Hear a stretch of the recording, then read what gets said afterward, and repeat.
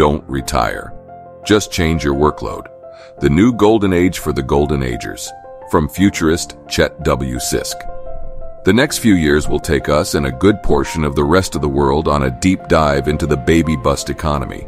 This is an economy that has fewer people as resource to meet a growth economy model. The assumption of a lot of decision makers has been that people will just keep having more and more babies to meet the demand for more economic growth.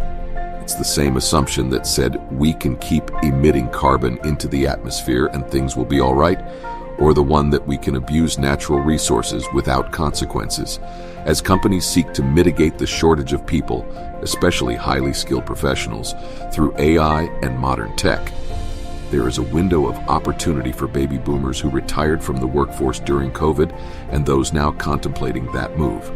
You bring several intangible resources most companies need right now. People skills. I just read several reports that said professionals came back from COVID showing greatly decreased people skills. Workers who've been at this thing for a while developed those skills and could act as a people skill touchstone in an office setting. Wisdom versus knowledge. Knowledge is an assumption made from the crunch of data. Wisdom is knowing the who, what, when, where, and why of that assumption. Notice wisdom is not the absence of data, but the full exploration of our assumption. Like a skilled veteran quarterback on a football team, Golden Agers have seen most everything teams throw at them, even if the players have changed and the tools are different. Companies could use that wisdom. Sheer numbers. We're living longer, so that means any solution to the worker shortage must include some level of inviting our elders to be part of the solution mix. It's adolescent to think otherwise.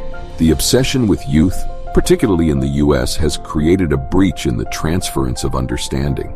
We miss so much because we believe older people have nothing to tell us. The regular practice of ageism by shuffling off our elders so they are not seen or heard may make us feel better about ourselves, but it leads us to self-inflicted harm and short-sighted decision-making. Indigenous communities prior to the rise of modernity had it right. Eldership is an esteemed position that should be honored and celebrated in a community. In ancient cultures, eldership wasn't a time to retire. It was a time to put all of those accumulated skills to work to guide us. Through remote work tools and workplace flexibility, we too can tap into those ancient ways by bringing in our seasoned veterans. Chances are good we'll probably get better outcomes from our plans.